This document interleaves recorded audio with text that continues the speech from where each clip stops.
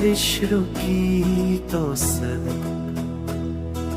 नई कहानी बोली, मिट्टी की खुशबू ने दिल की गिरा खोली। छत से टपकता पानी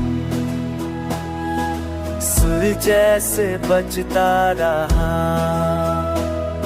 मैं भीगता रहा यादों में और वक्त गुजरता रहा। चाय ठंडी हो गई पर बात गरम रही, तेरी याद ने फिर से मेरी शाह भर दी।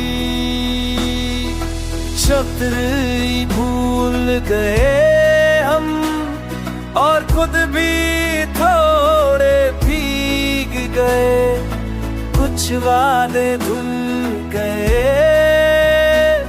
कुछ सपने और कहे गए।